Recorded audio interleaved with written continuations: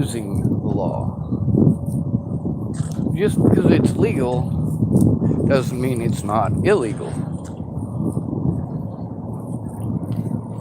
There's a lot of things that people want to tell me are legal that absolutely is not. Sometimes I argue with people who they say that it's legal for the cops to lie to you to obtain a confession. It's actually not.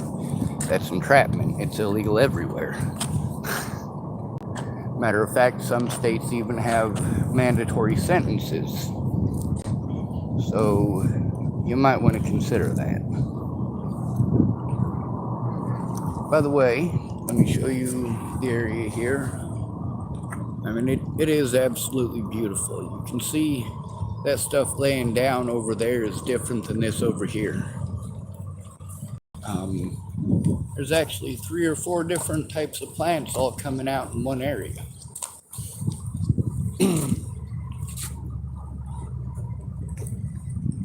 Washington State, Oregon, Washington State, and there, of course, is the toll bridge. Oh, sorry, sir. Of course, I'm drinking salted caramel Java Monster, I guess. Not a beer.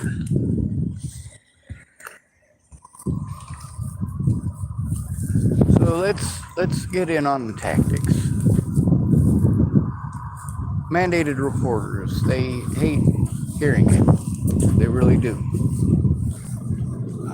One of the tactics that they use is called plausible deniability. What they'll do is while you're trying to tell them about something, they will repeatedly cut you off mid-sentence and intentionally take portions as wrong as they possibly can. You didn't get to finish your sentence and they're just going to continue to talk.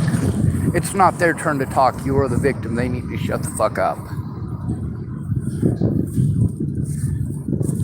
If somebody's being victimized, you need to know why. When you say it doesn't matter if it's from Madison, it absolutely does. Yeah, I had people from literally every state in the union threaten to kill me after Natalie disappeared. Almost every state in the union before anybody even knew she was dead.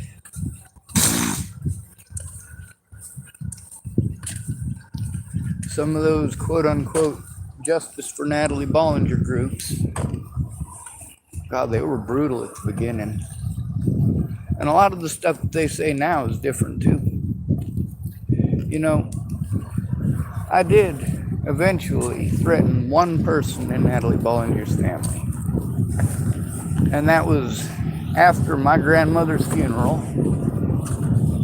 with what Ted Bollinger and Alicia Bollinger pulled the night before. Like 7 hours worth. 7 hours of Ted Bollinger harassing me over and over and over again.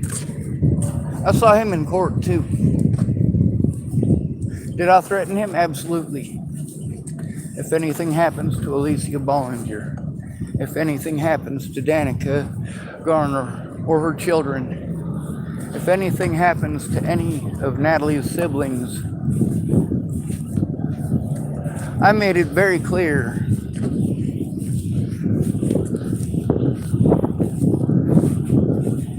yes, of course there were stipulations. Yes, I lost my YouTube channel for it.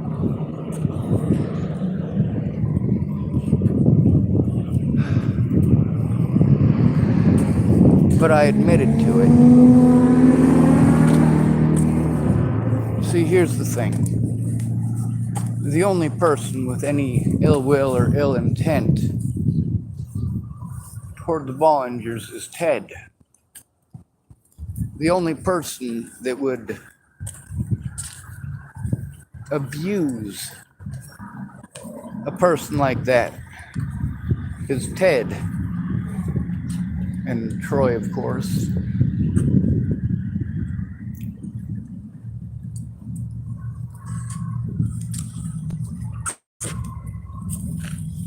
The thing is, you get to see over and over again how I'm getting blown off and given the mentally ill treatment. That's homeless life for you. It's just assumed that all homeless people are on drugs and are schizophrenic. And although we're not, it is reinforced by police officers who want to run around and tell people that you're doing drugs and that you're schizophrenic. Now, that right there is malicious intent. Lies like that can get innocent people killed. They can destroy a good man's reputation. And then you get the skaggers. You guys know the skaggers. The ones who are like, man, this might be my chance to get popular. Holy shit, that's just stupid. Maybe if I tell a lie or two about this person, it'll be okay. Well, not if that person can back up the fact that it's a lie. The problem is getting people to look at it. It's got to be a civilian. These other people are too well entrenched. They already know their jobs. These mandated reporters, and we've gotten to see it in the news, matter of fact, quite a bit. Where mandated reporters were losing their jobs for doing their job to report things that they're mandated to report. We've also got the ones who lie maliciously to have children removed from living households and still get to keep their jobs. We've got facilities like Fort Logan and Clearview who have been known for, well, if you tell on police, they send you to one of those two facilities and they have you injected with those drugs that make it so that, well, nobody has to listen to you anymore. You no longer have any rights. They injected you with a certain type of drug that apparently, according to the law, makes it so that you are no longer considered a human being with rights and they can do whatever the fuck they want.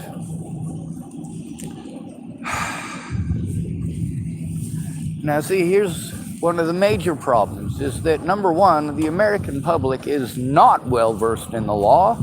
They just think they are. Number two, the American public has, well, NCIS and Law and Order Special Victims Unit to blame for their ignorance and stupidity of how these things actually work in real life.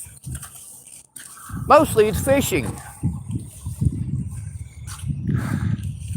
See, while there's the evidence to look at, and, well, one of the other tactics that the police use, it's more important to look at that evidence there than it is to listen to my words. The reason for this is because whether or not I am able to communicate clearly is up to the environment that I am in.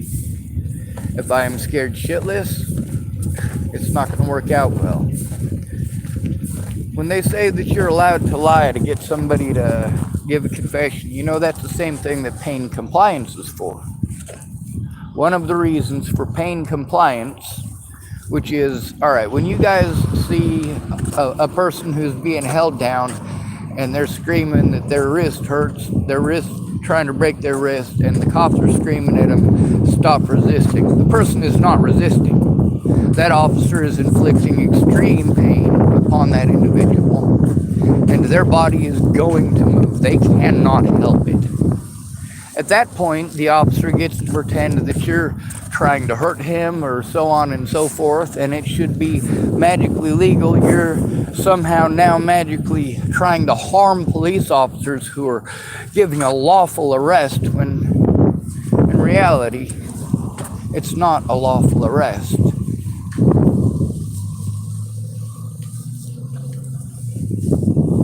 In reality, they're going to charge you with resisting arrest and assaulting a police officer.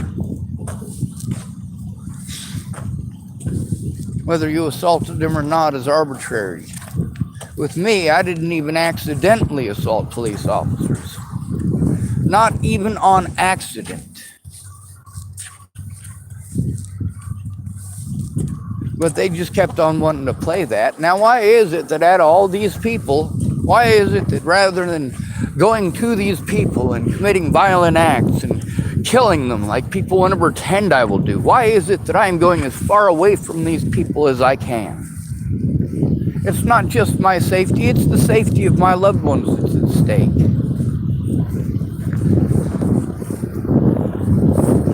Now, yes, I understand that each of them have people in their families and in their lives that they love more than me. And that whatever it takes to keep them safe, well, for me, it's whatever it takes to keep them all safe. I didn't just have the luxury of worrying about just Candace Bondurant's kids. I didn't have the luxury of just caring about Mandy Hughes's kids. I didn't have the luxury of only having to care about my little sister and her kid. I didn't have that luxury. When people's families were threatened, rather than doing what needed to be done, which is people working together, make those calls together. You and that other person get on the phone and you work on it together. Instead of throwing tantrums and throwing me away because people are threatening you and your family because you told the truth, or because you offered to help, or because you spoke up or tried to speak up. Most of you, though, just wanted to argue with people. You wanted to be on my side, which is great, but you didn't bother to find out what was going on. You didn't bother to ask me. So why were you arguing? You didn't have anything to argue with. Each one of you had your individual part of the story that showed that I told the truth. Ed Simmons in his tantrum, well, he admitted I told the truth. The stuff that he threw in my face. All these details. If none of these people actually take a look at the evidence that these things happened, they can't put it together. And in order to actually establish that a crime has been committed, they got to show the timeline and they have to show all the evidence. They cannot allow evidence from any jurisdiction that they want to use to try to prove that I'm a horrible person, but they won't allow me to show any evidence from literally any jurisdiction. That is not okay. If you're going to show little bits and pieces of things that I typed or wrote on Facebook or YouTube, you need to play the whole goddamn thing. It is against the law to take it out of context. The law is very clear on that, especially in Nebraska. That judge, well, he's looking at possible federal charges. What he did in that court date is highly illegal.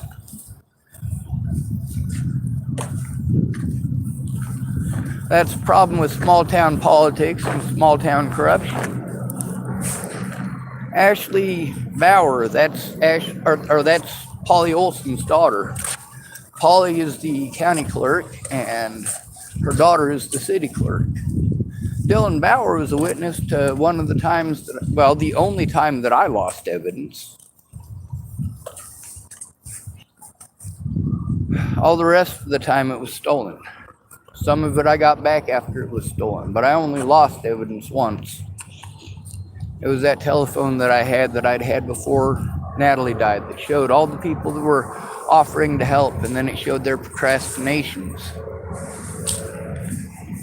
If your grandma really died and that's the reason you never came forward, well, people are harming me because you still haven't come forward. They're also treating me like you don't exist, like you're a figment of my imagination, and you're not hearing it. You're not understanding. So a lot of people, they want to be pissed off that I recorded them, and I also recorded us talking about the situations. People telling me about them and their families being threatened, their lives being threatened, their kids being threatened. And I try to go to the cops and nothing, you know. They just treat me like I'm a fucking crazy hobo. That's what makes these people so horrible. Is that it's not that difficult to say, yeah, people were threatening my family. Yes, Sean, I can write that in a police report. And yes, Sean, I can make that phone call with you.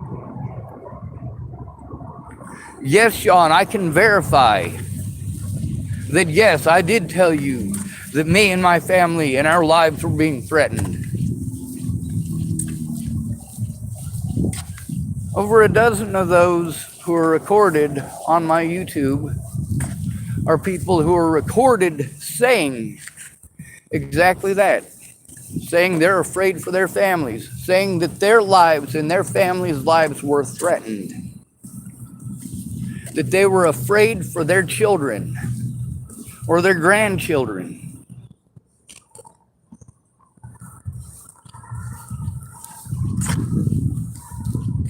That ain't pleasant.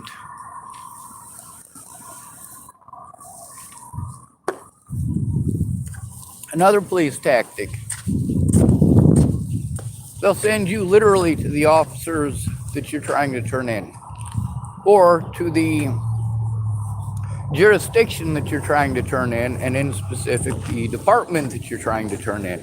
What that does is it allows your predators advanced warning if they are officers. If you have to turn in an officer to his supervisor, and his supervisor doesn't think that, well, you know, he's had a good service record, he doesn't deserve to get in trouble over a fucking bum.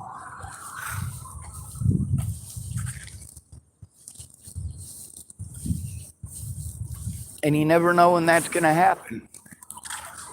With these officers here,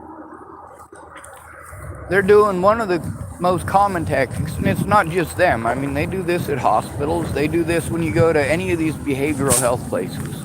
The cops always tell you that these behavioral health places will help you with this shit. No, they fucking don't. Stop treating me like I'm a fucking schizophrenic, asshole. When these places are telling me, yeah, we don't do that, but the cops aren't there. They done left already. So then I'm telling the cops, hey, they told me that's not what they do. That is not what they do. So if they're going to tell me that that's not what they do, and I do have it recorded, you should probably come listen to the recording, or you should call them and ask them what they do, instead of continually puffing smoke up people's backside about what these places actually do. If you don't know, don't volunteer it. Find out. Take the time. You sit down with your department and you find out what these resources actually are, what they actually do. If this is what they are supposed to do and they are accepting our tax dollars for doing these things, they do need to do those things. And you, as officers, need to investigate it if they're not doing these things. Because they're accepting tax dollars for doing things, apparently, that they're not doing.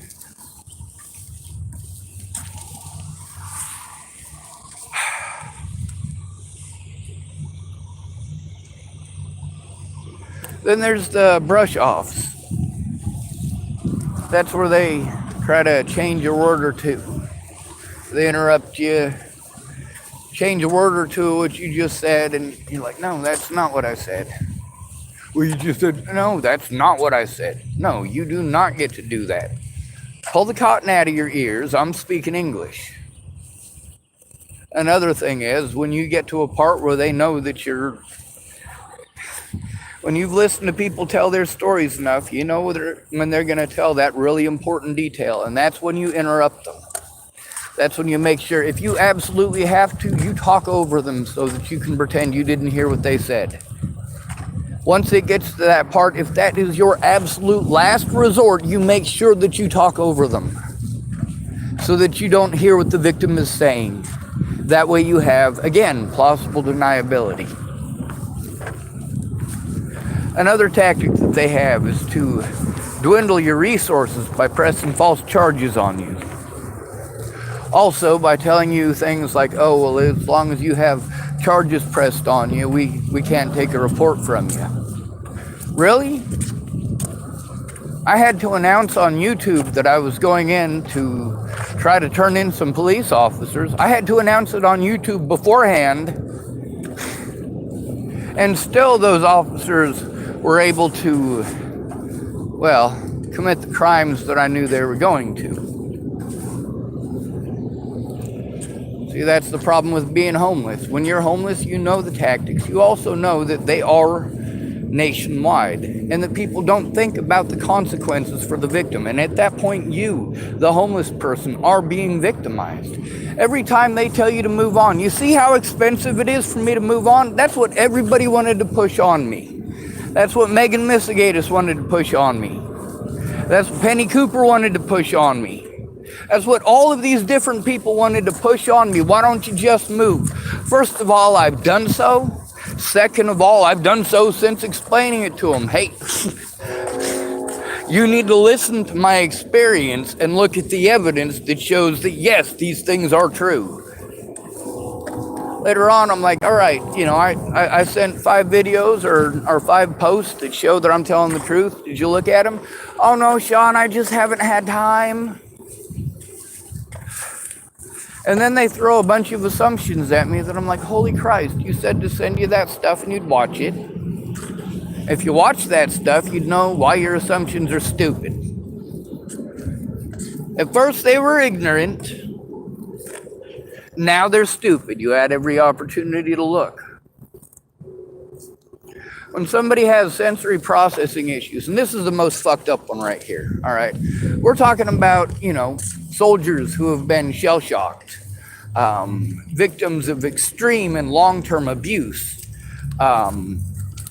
people who have witnessed massive quantities of death in front of their own eyes. Those people are easy targets for police. And it doesn't even register to these officers that they're doing this to somebody who's either a veteran or they grew up in a really messed up place. And there are still a lot of those in the United States. Not every white person lives in a fucking mansion, folks. Procrastinating. Officers will say that they're going to, and then they'll tell you that the officer that you need to talk to is on vacation for a few days. What they're doing is they're going through and trying to find any excuse they can, anything that they can possibly dig up, anything they can possibly try to charge you with, and they know that they're going to have to drop the charges, but they also know that you don't have the money for a civil lawyer, and that's the big joke in the department. They always make sure they mention that. Well, you get a civil lawyer when you get out. You committed criminal acts. Now, why is it that they say you can get a civil lawyer? Because they already know that their supervisors are going to cover their asses. If you don't have the money to fight it, their supervisors will help. Now, with situations of missing people, with situations where there's a lot of bodies, like in this situation, a lot of people's lives could have been saved just by listening to Sean David Schwartz. The stuff people tried to pretend I was schizophrenic for saying right at the beginning. They wanted to pretend I was schizophrenic for what I said about being assaulted by Waylon Lolatai. Look at his content of character. They wanted to pretend when I was lying about a lot of stuff. They wanted to pretend like I was lying when I was talking about Sarah Nelson. Nope. She's on her way to prison too.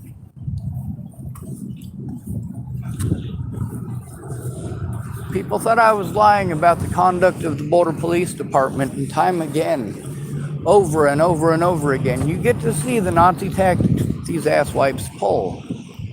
And it gets innocent people killed. They know that it gets innocent people killed, but if they don't hear it, they can pretend it's not the case. And that is what makes it incredibly malicious. I told them that I know things about human trafficking, and I've also got to plug into the network, so lo and behold, they should probably utilize that resource while it's here and save some goddamn lives.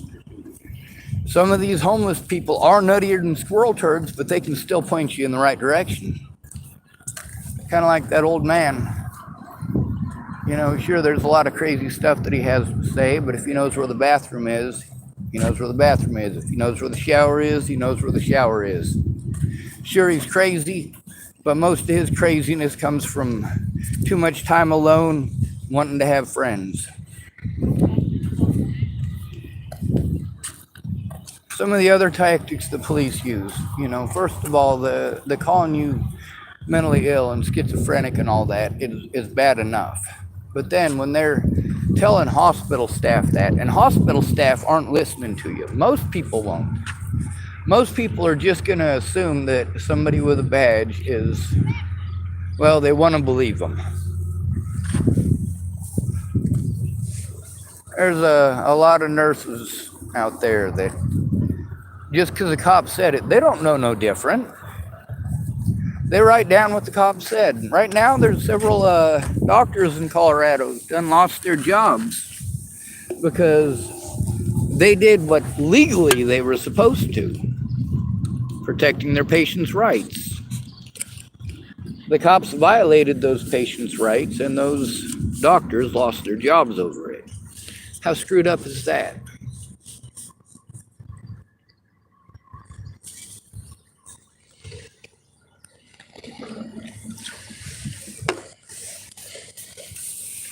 Now, although these officers all admit that committing a crime against somebody who is called mentally ill, or even someone who is schizophrenic, it is still against the law.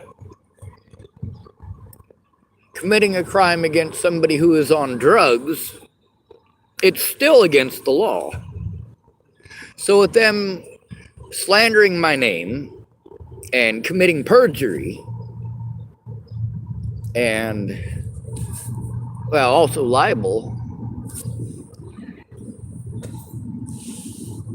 they intentionally destroyed my good name in order to hide their crimes, in order to justify and get away with the crimes that they committed. There's a lot more tactics that they use. The push me, pull you. One of them is where you get an officer on each side of you, and one of them pulls you a little bit that way, and the other officer pretends that you're resisting arrest and slams you down to the ground. Another tactic they use is to take the handcuffs on there and to turn them sideways.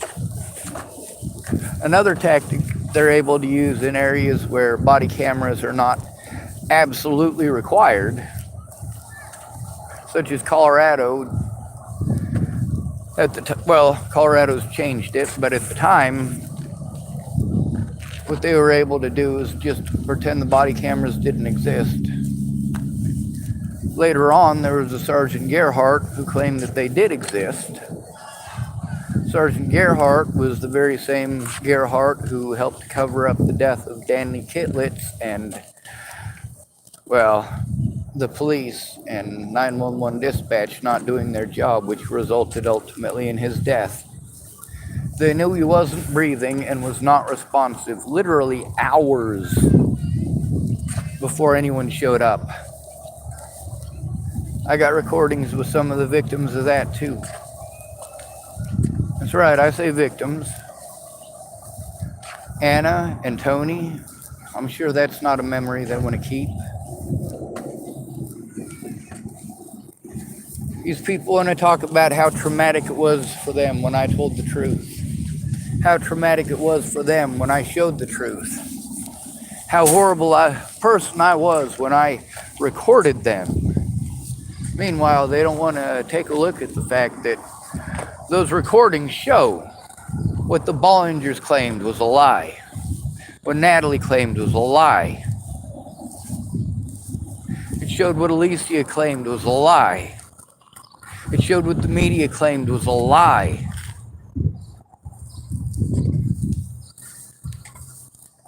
Just because you don't want to see it, that's not my fault. That's one of the important things about the tactic of discrediting someone. Then nobody wants to listen to them. Then you got the smooth predators like Chris Kurth. Chris Kurth went out there and he went out to Sandy Fromm's farm. He had no reason to go out there and start threatening to kill people. This is, I want to say, the third time that he'd threatened to kill me. He crossed a jurisdictional line to do so. So now he had threatened my life in Chapel, Nebraska, and in Lodgepole, Nebraska. That would be Dual County and Cheyenne County. Of course, that was one of those things where the Nebraska Attorney General's office told me, well, you need to go to the FBI about that. You saw how well that went. When you go in alone, you get blown off. That's the way it works.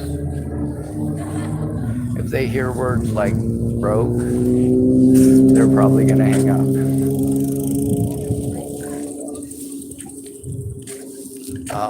If they hear words like homeless, they're probably going to hang up. If they find out you're trying to turn in somebody from the FBI or somebody who is a law enforcement officer, they generally hang up. They're quite rude and inconsiderate about that. See, that's the problem with not having anybody in my corner. See, even if I was schizophrenic, it would still be illegal for them to do these things. So, I mean, what's the point of what they're doing? What's the point of a smear campaign? Well, that's one of them things that you guys say in the pretty memes. You shouldn't care what other people think. The fact is, people murder people over what other people think. Natalie Bollinger was shot in the head over what other people think. Mobley was stabbed not once but twice with a K-bar over what other people think. And every bit of what I've been going through shows that, yes, you very much do need to worry about what other people think. They will very much kill you. They will very much threaten to kill your friends and your family. They will very much do those things. Wars are fought over opinions, people. That's why they got to fight the war of propaganda before they can send over the bullets. And of course, the bodies that go with those bullets. That's right, those bullets are all attached to warm bodies that have to pull a trigger. Those are your young boys and girls who are supposedly fighting for rights that obviously we don't have. All of you think you have rights, sort of. But what you're not paying attention to is that you already maxed out your credit card 6 years ago. You already maxed out everything else 3 years ago, and then COVID hit. Yeah, you guys are hitting homelessness at record numbers. Homelessness nationwide rose 60% in a single year. 60%, holy hell, that's a lot.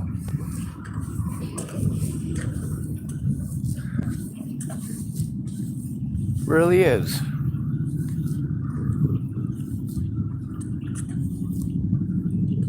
One of the things they do is to affect your finances. That's one of the things where false arrests come in.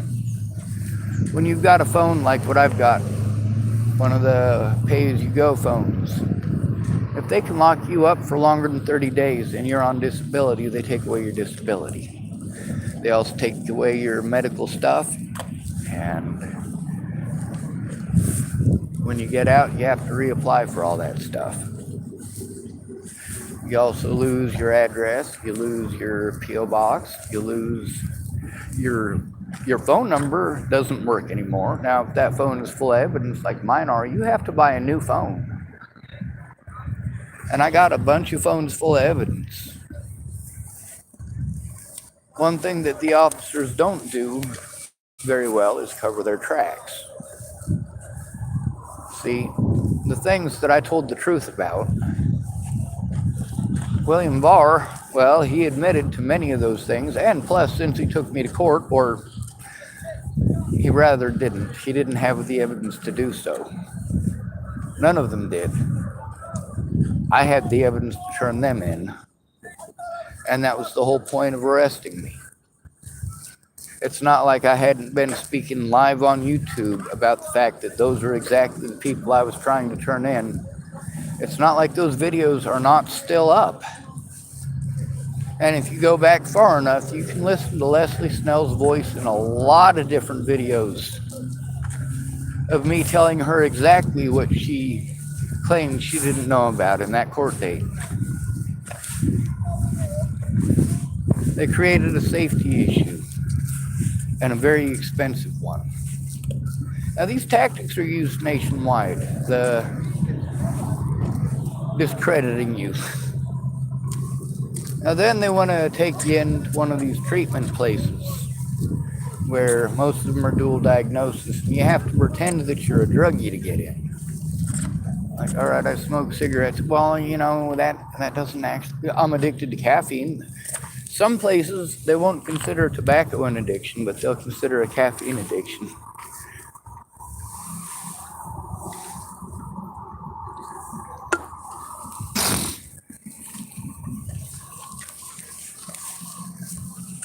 William Barr went out of his way, just like the others did, to all outright lie. And them dummies didn't destroy all the evidence, because the evidence that I have shows they lied. There's evidence on YouTube coming out of those officers' very mouths.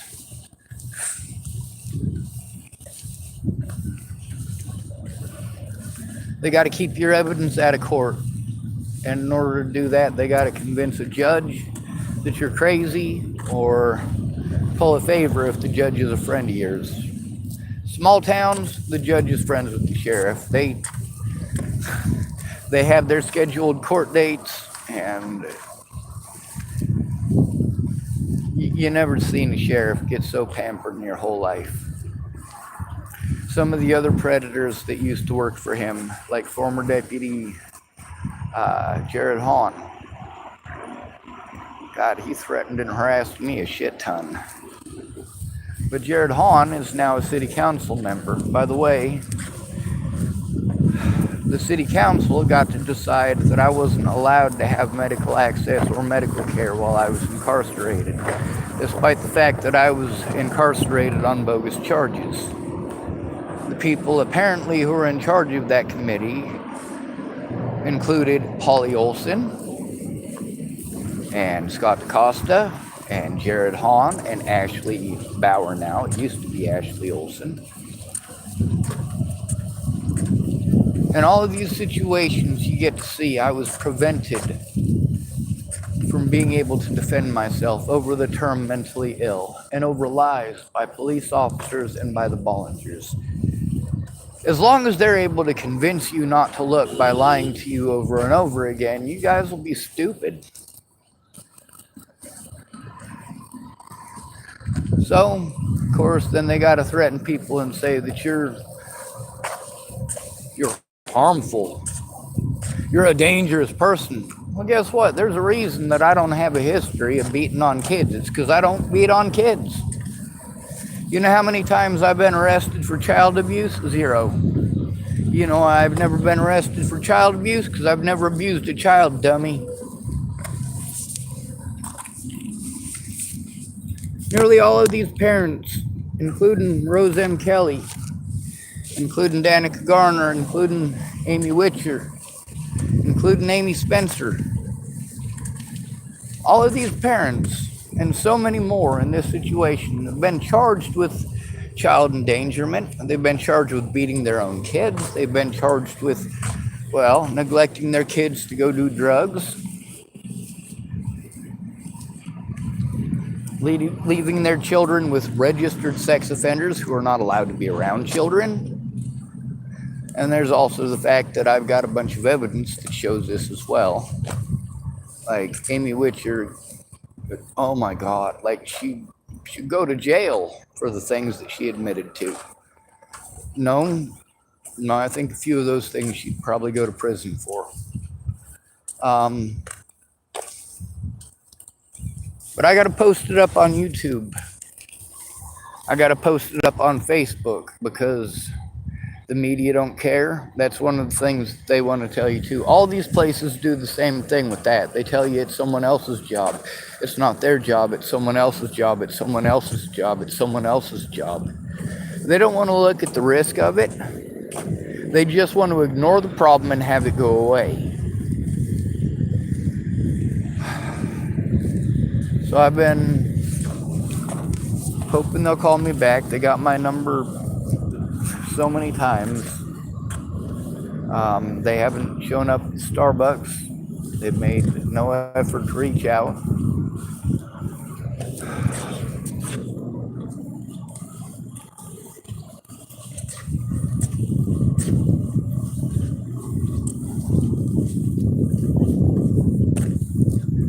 I get that you don't want to hear it, but that's the problem. is that just because you don't want to hear it doesn't mean it isn't happening. And if you go out of your way not to hear it, you cannot call yourself a good person. You cannot call yourself a good friend. Matter of fact, you probably shouldn't do anything except hold your head in shame. Another tactic the police use, especially on somebody, like I said, who's been shell-shocked, people who are autistic, people who have severe trauma. Well, the police like to try to fluster you. You know, they interrupt in mid-sentence, but then the more frustrated that you get, the more they want to argue with you, the more they want to interrupt you, the more they want to get you flustered. What they're doing is something that they're literally trained not to do. They're trained to defuse the situation. They already know that they need to listen to the victim. All right? That is trauma response 101. Listen to the victim. What are you supposed to do? You're supposed to listen to the victim. If you keep on interrupting them so you don't know what's going on, you are neglecting your duties.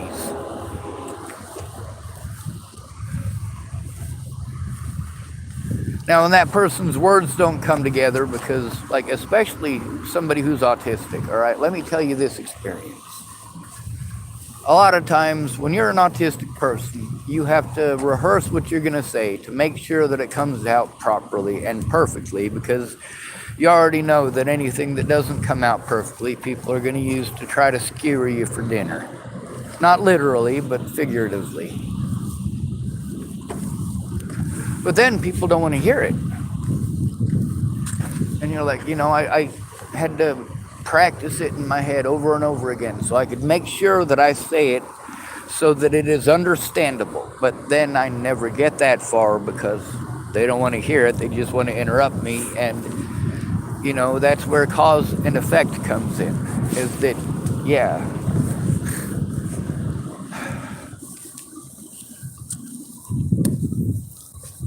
When you slander somebody's name, it's going to cause a ripple. It's going to have an effect.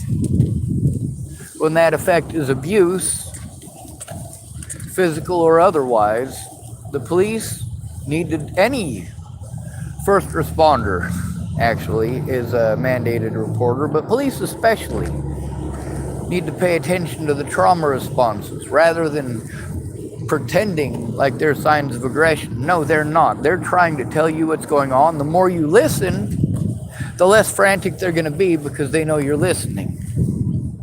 Now, if you do what a lot of these officers did with me and they just get bored and you ask them what you just said and they have no idea, something about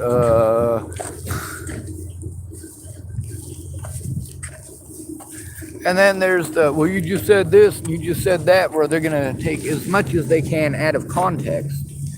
That's where they're changing your words around just a little bit to make it okay. Well, if I change the words around just a little bit, then it makes you out to be the bad guy, or it makes you out to be the person who's at fault. Those are called leading questions. And they're really not leading, they're misleading. A lot of those, especially when you're trying to turn in an officer, it feels like you're getting grilled because you are. They're treating you like a criminal. Those officers, when you try to turn them in, do treat you like a criminal. They try to grill you like a criminal. They try to look for any tiny little piece or loophole that they can use to help their buddy get away. That ain't right.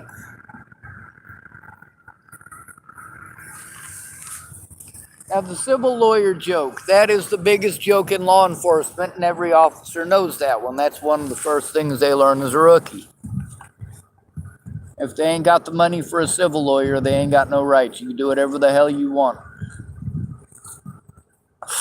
You can pave your road to hell in people that don't got the money for a civil lawyer, can't you?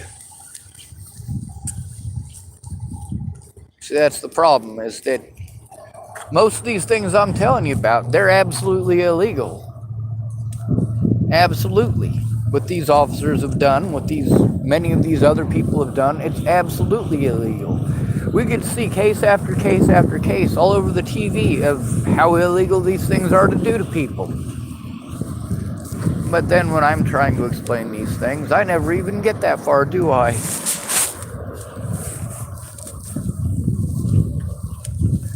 And you start trying to tell them about the abuse that you're going through first, because, in this case, they're wanting me to tell them about the abuse that happened here first, which I try to do, which they just want to make an argument about and don't want to let me finish what I'm saying, and getting me flustered, and that very much is not okay. Even if they're nice about it, it's still wrong, it's still immoral, and it's actually very illegal.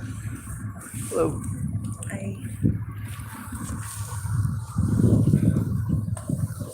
For people to pretend that I was threatening someone's life when I was speaking out about how wrong it is to kill people, well, that's just insane.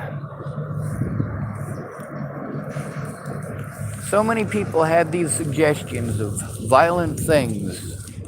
Oh, well, if that happened to me, or if people did that to my family, I'd do this and I'd do that.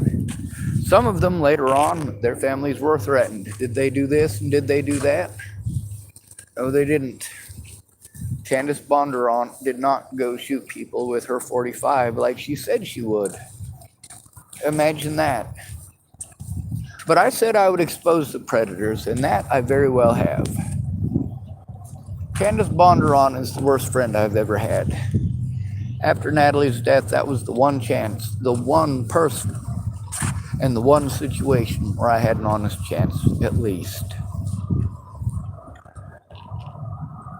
But that chance was robbed from me. Now, don't get me wrong, Candace is one of those people, much like Veronica Randall, always thinks she's right. You have to get past her assumptions, and she'll argue them to the fucking death, tooth and nail. That's why you need people to actually look at the evidence. Instead of arguing with me over it, let's work together. Let's coordinate and work together. Instead of police providing as much resistance as possible. Instead of these services that they want to send you to providing as much resistance as possible. I mean, hell, after, 9 or 10 months with Region 1 before Natalie was killed, we still hadn't gotten shit done to get those people turned in, but I was still going. I was literally having to borrow money from King and Nichols so that I could go see my therapist. And did that money go to seeing my therapist? No, it didn't. I tried to give that money to Natalie Bollinger so she could get somewhere safe. There's evidence of all of this on my Facebook. People want to pretend it doesn't affect you anywhere or everywhere. Well, I'm separated from my support network because of this. I wasn't allowed to defend myself in any of these situations. That's one of the things that the police prey on the most, especially when you're homeless, and especially when they do something wrong. If you're homeless, people just assume you're a druggie and just assume that you're schizophrenic.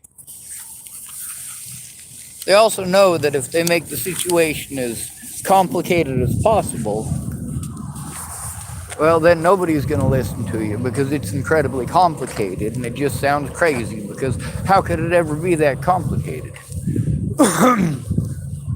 Oh, Sean, you're fibbing me. They have to take a police report. You know what? At this point, I am too paranoid of police officers to make a police report without someone there and present for obvious reasons.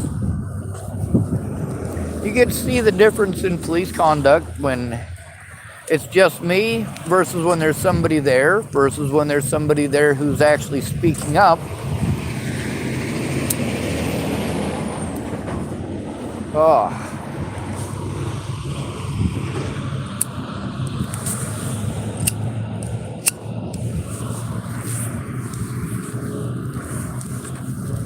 Now, when I said that one of the tactics that the police use is to slander your name by saying you're on drugs and that you're schizophrenic. William Barr, former police officer, or former Denver deputy. He's not a deputy anymore, but he wanted to. This is the best part, all right? This is the part that really goes to show you that I was telling the truth from the start, because you can go back. Yes, I told you guys that he was claiming he did investigations for Denver Police Department.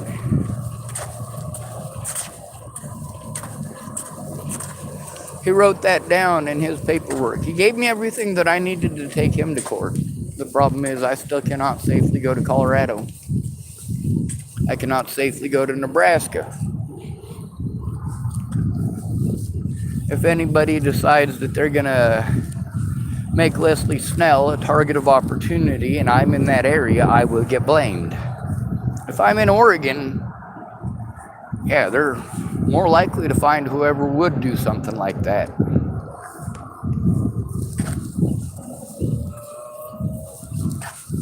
Now, I'm not going to pretend that I didn't do nothing desperate. I did a lot of desperate things. Desperate things. Because although the law says one thing, there's 1,001 loopholes, and those who are supposed to uphold the law know those loopholes. They wanted to judge by bias, and they wanted to utilize their friends to help make my life a living hell. Same thing that the Bollingers did. Now, these witnesses, the fact that they didn't come forward, and many of them claim to be nurses and doctors. Well, first of all, if they're claiming to be nurses and doctors and they're not, they're committing crimes. Also, if they're nurses and doctors and they're seeing those things go on, or they're actively taking a part in it, well, they're not going to be doctors or nurses for very long. So basically, those people have to choose the lesser of two crimes. And they really can't, because either they are medical professionals or they're not. A lot of those people that commented in the Natalie Bollinger group that I got from Katie Cahill claim to be medical or mental health professionals. For them to engage in the activities they engaged in was inappropriate. It is those activities that are supposed to be turned in so that those people can be removed from those positions and are no longer allowed to hurt patients or clients or juveniles, such is the case with Sarah Victoria Funderburg. The problem is I didn't have one person to sit down and look at my evidence and help me out, not from the very start. The closest I ever got was actually Mandy Singer. My sister, I don't know what to think of that situation. I really don't.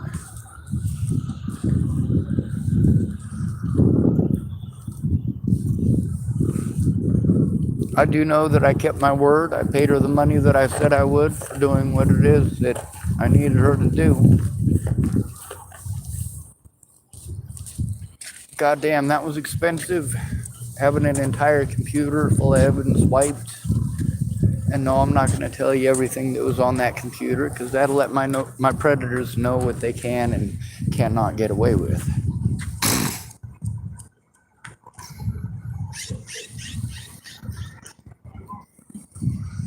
Now, of course, I got to go back up to my car. The longer they procrastinate here, the more likely it is that my car full of evidence is going to get towed, and then I might have a meltdown for damn sure. No, it's not a premeditated meltdown. It's a goddamn it, that right there is my ticket to an actual life. That is the ticket to a lot of people's actual life. That is the ticket to doing something about the human trafficking that you guys want to pretend doesn't exist, as long as it doesn't interfere with your video games, right? Fucking Christ.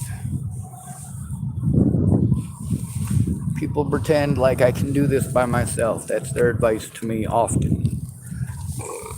When you're called mentally ill, you're not allowed. You are not allowed.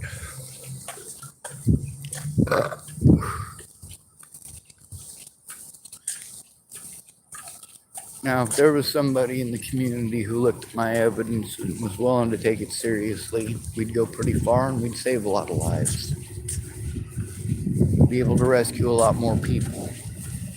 Instead of treating Rebecca like she's a nut job for telling the truth, maybe people should help her in her situation.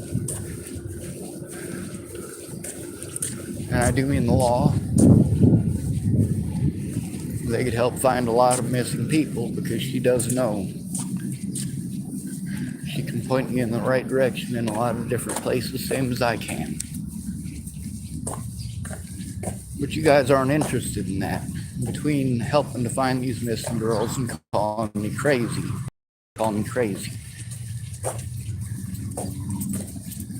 Guess what? Rebecca was found, wasn't she? Now we gotta find David and Katie Saltzman. They're still missing. They're from Beaverton, Oregon. They've been missing for about 2 years now, a little over 2 years. Them and their kids. We got still a lot of people missing. You know, I've been checking up on Frida Nose's gun. She's been missing since October 18th of 2016. How do I remember that date? That was my birthday. That was literally the last time I ever saw Natalie Bollinger.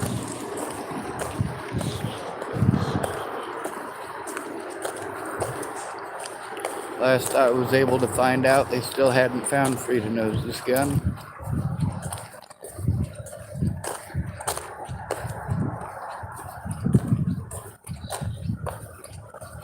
The excuses gotta stop.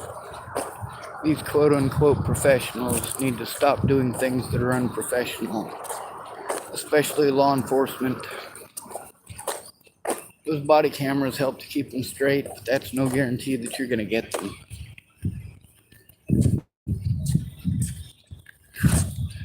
They put every friggin' roadblock and barrier in between you and that evidence as they can get. They want it to be your word of mouth versus their word of mouth because they can discredit you by calling you mentally ill. Boom, everybody in a jury already has a set bias against you. Everyone. That is as simple as it is in the United States.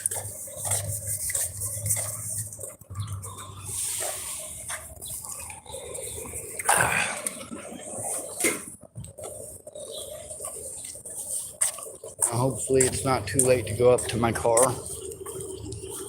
When I have to work on this stuff, it gives me a lot of anxiety and it decreases my ability to communicate effectively. So I gotta take a time out, go for a walk, have a cigarette.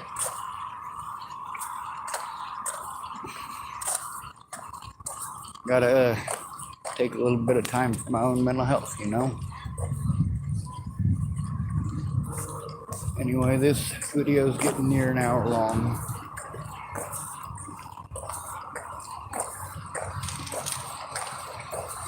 If these cops procrastinate long enough for my stuff to disappear,